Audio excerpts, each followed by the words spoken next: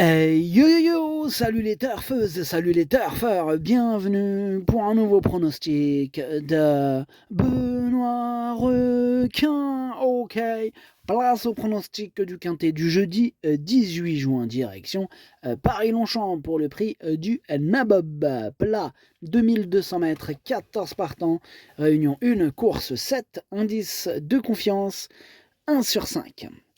Petit retour sur le quintet de ce mardi dans mon pronostic. Je vous ai donné le tiercé dans le désordre. Et cette vidéo, j'attends avant l'arrivée du quintet de ce mercredi. Et je reviendrai dessus demain. Avant de commencer, je remercie toutes celles et ceux qui font l'effort de mettre un petit pouce bleu, un petit coup de boost. Ça fait plaisir, hein, vraiment un grand merci.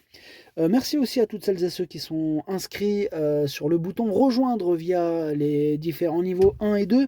Niveau 1, pronostic en 8 chevaux à l'écrit, 2 chevaux de complément à l'écrit et chef et capitaine de ma liste des possibles casseurs de tickets repères à l'écrit. Et le niveau 2, stratégie complète, stratégie quintée.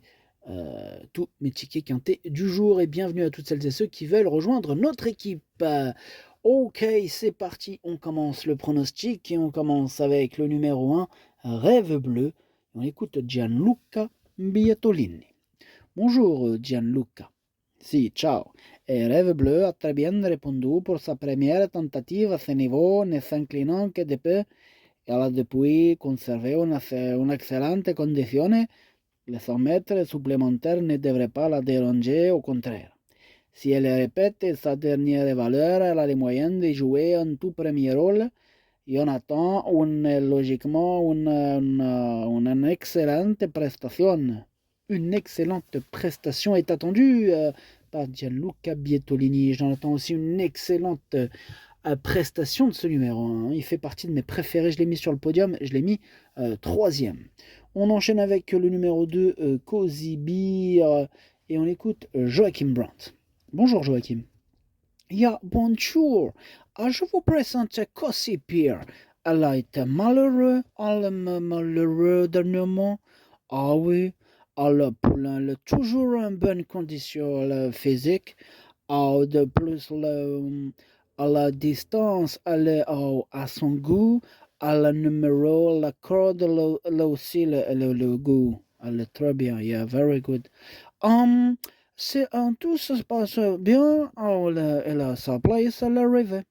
Ok, merci, Joachim Brandt. En tout cas, moi, ce numéro 2, il me plaît beaucoup aussi, et je l'ai mis cinquième.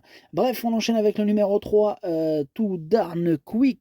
Et ce numéro 3, bon, on n'aura pas les commentaires de l'entraîneur, c'est André Fabre, hein, muet comme une carpe, comme à son habitude. En tout cas, moi, ce numéro 3, c'est tout simplement lui mon préféré.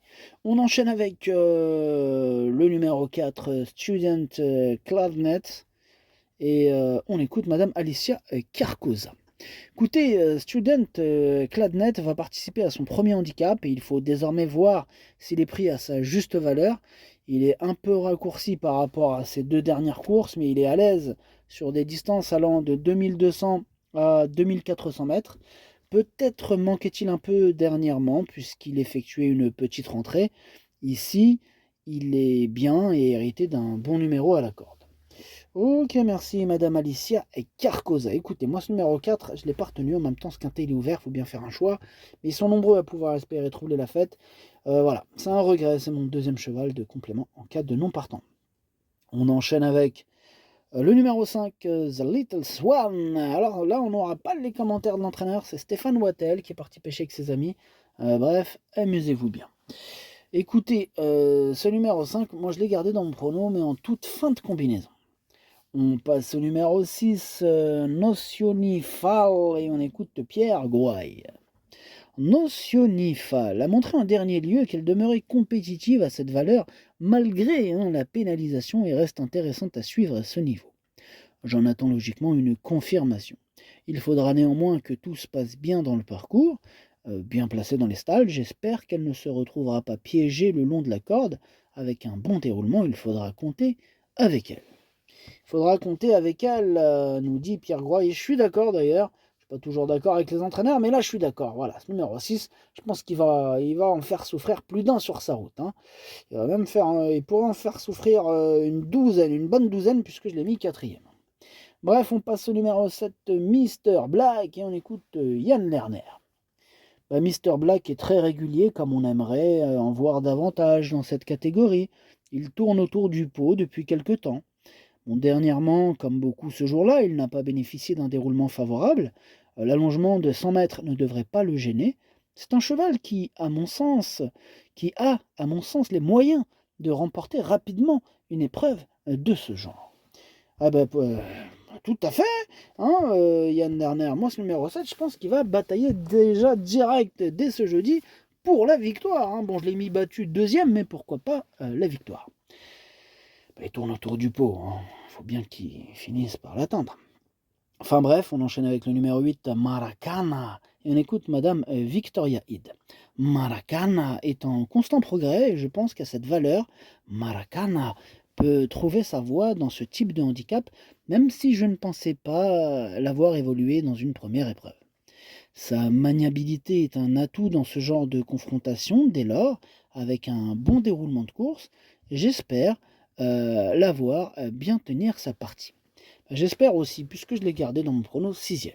On passe au numéro 9, Astre d'Argent, et on écoute Édouard Montfort.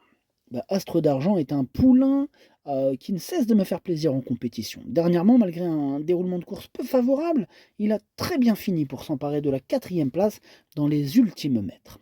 Désormais compétitif à cette valeur, je tente l'aventure à Paris avec l'espoir de bien faire. Ma seule réserve concerne le terrain qui ne sera sans doute pas aussi souple qu'il apprécie.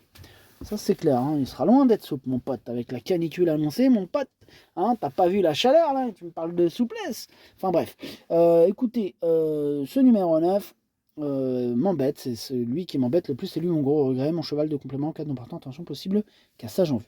On passe au numéro 10, Bourbon Moon, que je n'ai pas retenu, mais qui est chef et capitaine de ma liste des possibles casseurs de tickets repérés. Donc on enchaîne avec le numéro 11, Stan Legrand, qui est aussi sur la liste à l'arrière de celle-ci, j'en ai que 2 sur la liste.